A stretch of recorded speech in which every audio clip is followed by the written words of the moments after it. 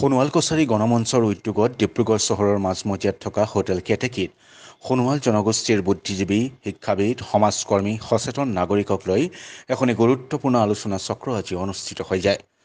ৰাজ্যখনৰ বিভিন্ন প্ৰান্তৰ পৰা অহা প্ৰায় ২০০ শতাধিক লোকে এই নাগৰিক সভাত অংশগ্ৰহণ কৰি সোণোৱাল জনগোষ্ঠীটোৰ উত্তৰণৰ স্বাৰ্থত নিজৰ মত পোষণ কৰে।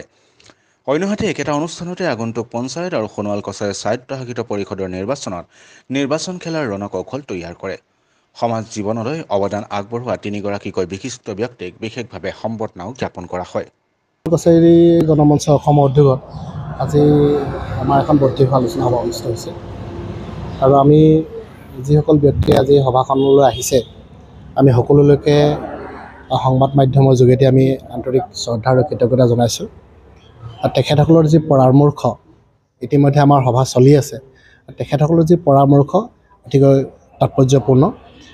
প্ৰত্যেকজন বিশিষ্ট নাগৰিকৰ বা বুদ্ধিজীৱীসকলৰ বক্তব্যত এটা কথা প্ৰকাশ পাইছে যে সোণোৱাল কছাৰী জনগোষ্ঠীয় যি আত্মনিয়ন্ত্ৰণৰ অধিকাৰ, তো এই আত্মনিয়ন্ত্ৰণৰ অধিকাৰ সাব্যস্ত কৰিবলৈ হ'লে সোণোৱাল কছাৰী জনগোষ্ঠীৰ মানুহ প্ৰথমতে ৰাজনৈতিকভাৱে একত্ৰিত হ'ব লাগিব। এই কথাটো প্ৰত্যেকৰ বক্তব্যত আজি প্ৰকাশ পাইছে। দ্বিতীয়তে যে সোণোৱাল কছাৰী অট'নমাছ কাউন্সিলৰ যি পৰৱৰ্তী কাৰ্যসূচী হ'ব আৰু সেই পৰৱৰ্তী কাৰ্যসূচীত সোণোৱাল কছাৰী জনগোষ্ঠীয় ফালৰ পৰা নিজাববীয়াকৈ সোণোৱাল কছাৰী গণমঞ্চৰ উদ্যোগত নিৰ্বাচন খেলাটো সকলোৱে পোষকতা কৰিছে। এইটো যথেষ্ট তাৎপৰ্যপূৰ্ণ বুলি আমি বিবেচিত হৈছে, কাৰণ আজিৰ সভাখনত মূলতঃ আমাৰ যি ভূমি অধিকাৰ, যে এই ভূমি অধিকাৰ কথাটো ইতিমধ্যে পতা হৈছে।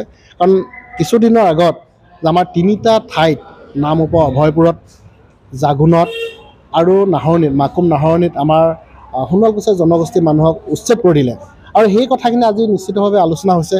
আৰু আলোচনা প্ৰসংগত এইটো প্ৰকাশ পাইছে যে আজিৰ তাৰিখত অসমৰ জনজাতিসকলৰ ভিতৰত সোণোৱাল কছাৰী জনগোষ্ঠীৰ মানুহখিনি তৃতীয় শ্ৰেণীৰ নাগৰিক নেকি, এই কথাটো নিশ্চিতভাৱে আজি উত্থাপন হৈছে।